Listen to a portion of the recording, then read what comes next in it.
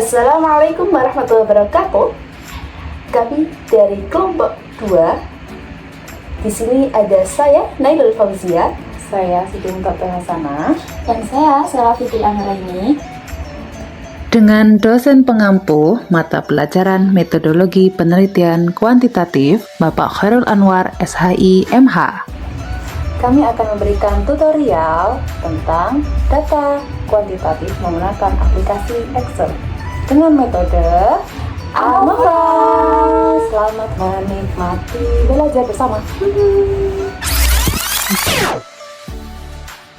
Baik teman-teman, untuk mengolah data penelitian kuantitatif, pastinya kita membutuhkan apa itu yang namanya data. Nah, dari mana kita dapat data-data itu? Nah, data itu kita peroleh dari penyebaran kuesioner ya. Apa sih di dalam kuesioner itu ada apa aja? Pada kuesioner yang sudah kita sebarkan ya, ini kan kita menggunakan yang judulnya pengaruh konten video TikTok terhadap pembelian produk skincare. Nah, di dalamnya itu ada variabel X dan variabel Y, yang mana variabel X ini konten video TikTok. Adapun isi dari variabel X itu ini, seperti contohnya ini. 1. Video TikTok tentang skincare memberikan informasi yang jelas mengenai produk yang ditawarkan. Dan ini ada X2, ini ada X3, ini ada X4, dan ini ada X5. Selanjutnya ada variabel Y, yang mana variabel Y ini mencakup keputusan pembelian produk skincare. Nah, di sini ada Y1, Y2, Y3, Y4, dan Y5. Di sini bagaimana cara pengisiannya? Cara mengisinya itu di sini kan disediakan kolom SS, SN, TS, STS. Nah, apa sih SS itu? SS yaitu sangat setuju, S setuju, N netral, TS tidak setuju, dan STS sangat tidak setuju. Karena ini merupakan data kuantitatif yang cenderung dengan angka, kita bisa merubah data yang ini SS tadi, SS, SN, TS, dan STS dengan angka, yang mana SS ini kita isi dengan angka 5, S ini dengan angka 4, N ini dengan angka 3, TS ini dengan angka 2, dan STS dengan angka 1. Nah, selanjutnya ini. Di sini kita memiliki data responden. Nah, di sini ada 30 responden ya, teman-teman. Kenapa sih harus 30? Kenapa nggak 20 atau 10 gitu ya? Nah, karena 30 ini adalah ideal minimalnya responden. Gitu. Ini kan ada X1, X2, X3, X4, X5, dan seterusnya. Nah, X1 ini hasilnya kan di sini ada 4. Kenapa kok bisa 4? Nah, ini tadi dari responden yang pertama. Karena kita lihat di sini 4 ini kan setuju. Nah, berarti responden yang pertama tadi dia menjawab setuju. Dia mengisi angka setuju. Nah, setuju ini kan tadi dirubah menjadi angka 4. Begitupun seterusnya ya. X2 ini responden 1 menjawab 5. 5 tadi apa? 5 tadi ini sangat setuju. Nah, begitupun seterusnya. Nah, setelah kita merekap data, kita udah rubah yang tadinya SS, SN, TS, dan STS, kita sudah rubah menjadi angka, kemudian kita total di sini. Nah, bagaimana cara mentotalnya? Nah, caranya itu ketik sama dengan, kemudian kita klik zoom, kemudian kita buka kurung. Nah, kita blok ini dari X1 sampai X5, kemudian kita tutup kurung, lalu kita enter. Nah, ketemu hasilnya kan 22.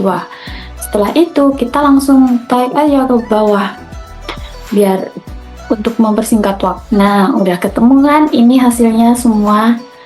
Nah, begitu pula dengan linear ya dengan variabel yang Y. Sama juga seperti itu. Ketik sama dengan sum, lalu kita tarik, kemudian kita enter. Nah, sudah. Untuk langkah yang kedua teman-teman, mencari hasil dari data tersebut, data ini ya, maka harus mengaktifkan data analisis terlebih dahulu. Caranya bagaimana? Caranya kalian klik di data, setelah itu masuk ke file, setelah itu langkahnya klik di more, pilih option, nah, pilih X-ins. Setelah itu klik di analisis toolpack, langsung go.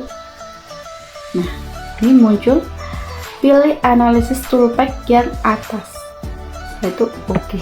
Nah, nanti data analisnya akan muncul seperti ini. Untuk menghasilkan data ini, caranya klik data analisis yang sudah diaktifkan tadi, klik sebelah sini. Nah, di data analisis ini ada banyak cara. Ada ANOVA, ada yang lainnya, banyak sekali ya. Nah, klik di regresi. Oke, setelah itu klik oke. Nah, cara menginput data Y. Cara menginput data Y, kita klik di hasil akhir ya. Di total akhir kita scroll sampai ke bawah. Untuk datanya juga begitu, kita akan scroll dari hasil total ke atas sampai kita scroll sampai ke bawah seperti ini. Setelah itu untuk output rank ini ada di sebelah kanannya, kita pilih output rank, lalu kita klik OK.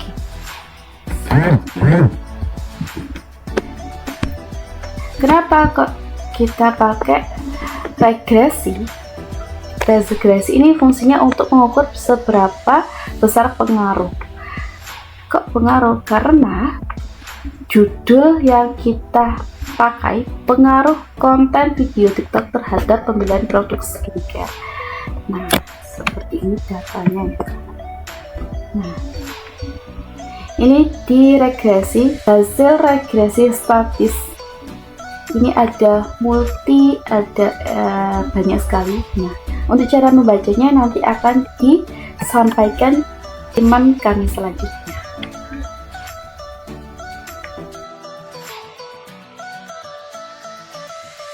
Oke teman-teman semuanya ya, tadi untuk yang pertama dijelaskan oleh teman saya yaitu Kak Sela, dijelaskan tentang kenapa bisa mendapatkan angka-angka ini. Jadi ini dirubah ke poin karena ini kita menjelaskan tentang kuantitatif, data kuantitatif.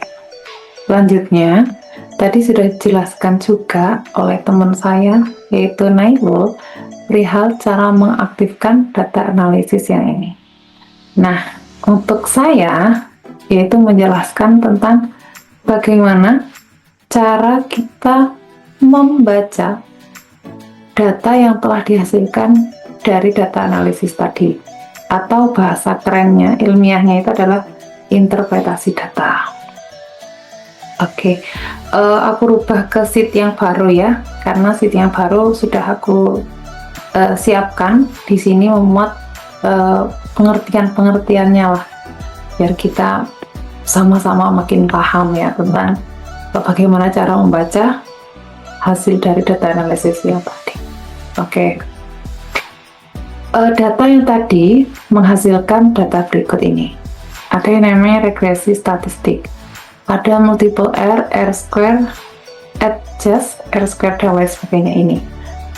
Untuk yang regresi ini, kita melihat yang R square ini. Apa itu? Sama dengan yang namanya koefisien determinan atau R2. Bagaimana 0,99 ini maksudnya apa Mbak? Gitu ya. Maksudnya itu dia adalah 99,6%. Jadi dari desimal ini kita rubah ke persen. Bagaimana caranya? Yaitu dengan cara dikalikan 100%, menghasilkan 99,6%. Oke.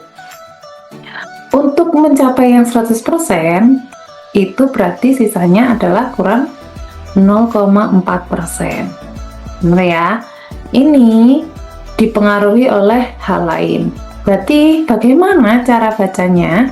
Yaitu berarti konten video TikTok mempengaruhi pembelian skincare sebesar 99,6%, sisanya sebesar 0,4% dipengaruhi oleh hal lain. Gitu cara bacanya. Oke, lanjut. Lanjut di sini kita melihatnya yaitu langsung di bisa F ini. F ini apa? Yaitu mengetahui kelayakan model. Apakah analisis regresi? Ini namanya regresi ya. Jadi total ini itu namanya namanya adalah regresi linear sederhana. Kenapa dia namanya regresi linear sederhana? Karena dia hanya terdiri dari X-nya hanya 1 dan Y-nya hanya 1. Dia namanya regresi linear sederhana. Jika namanya ada 2, yang kedua adalah regresi berganda. Berarti bagaimana X-nya ada 2, lalu Y-nya itu adalah 1. Contoh, pengaruh jam belajar dan kehadiran terhadap nilai ujian. Nah, itu berganda. Kalau sama pengen penelitian lebih berbobot, pakai yang regresi berganda. Tapi karena ini untuk permulaan, kita buatkan contoh yang sederhana saja. Jadi kita buat yang regresi linear sederhana ini. Jadi sederhana dulu. Oke, lanjut ke selanjutnya. F ini namanya adalah uji F. Dia tujuannya apa? Tujuannya yaitu apakah model penelitian yang ini itu layak atau enggak, gitu ya. Dikatakan dia layak, ini kan 6,67 ya. 67 didapatkannya dari sini. Dalam data kuantitatif ini ada patokannya. Patokannya itu adalah ini 5%. Ini ya 5%. Enggak, terus 5% ini dapatnya dari mana?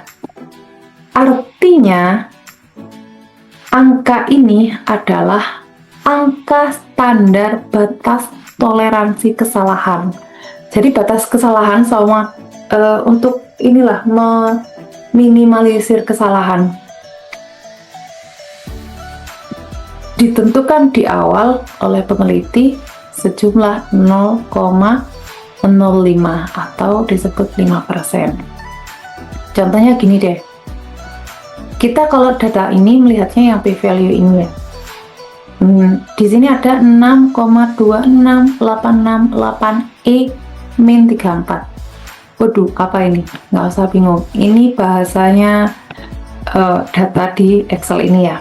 Tapi kalau cara bacanya gini, artinya lihat yang belakang ini ada 34 angka 0, jadi nolnya ini jumlahnya ada 34 sebelum angka 6 ini. Jadi 0,000000 jumlahnya 34 baru 6, gitu ya. Oke, karena 0,00000 itu kan berarti dia artinya adalah lebih kecil dari 0,5. Berarti kesalahannya ini berarti kecil banget. Karena tadi kita punya batasan 0,05 yang tadi. Makanya jika dalam bentuk bahasa ini terbukti karena dia di bawahnya 0,05. Makanya dia berpengaruh signifikan atau hubungannya tadi antara konten dengan pembelian skincare-nya berarti berhubungan, terbukti benar. Jika lebih dari 0,05 berarti dia diragukanlah keakuratannya, atau mungkin kebetulan kali ya, kayak gitu. Oke, ini namanya, kalau bahasanya ini namanya adalah interpretasi data. Kalau dalam menulisnya dalam laporan ya, atau skripsi kali ya, ini berarti bahasanya gini: berdasarkan hasil uji regresi linier menggunakan Excel, karena kita menggunakan Excel, diperoleh nilai p-value sebesar ini tadi di atas, yang nilainya lebih kecil dari tingkat signifikansi 0,05. Batasan, ini namanya batasan paten. Hal ini menunjukkan bahwa konten video TikTok berpengaruh signifikan terhadap pembelian produk skincare. Selanjutnya, nilai R-square tadi yang atas ini disingkatnya berapa? Berarti menjadi 99,6%. Ini kontennya sangat berkontribusi terhadap keputusan pembelian skincare. Berarti 0,4%-nya sisanya adalah disebabkan karena faktor lain. Gitu cara bacanya. Hasil dari data analisis menggunakan Excel, gitu ya. Oke. Mungkin itu penjelasan dari kelompok kami. Jika ada yang perlu ditanyakan, mungkin ke komen kali ya. Terima kasih. Semoga ilmunya yang kami sampaikan ini bermanfaat untuk kita semuanya. Jika ada salah, mohon maaf. Assalamualaikum warahmatullahi wabarakatuh. Bye-bye.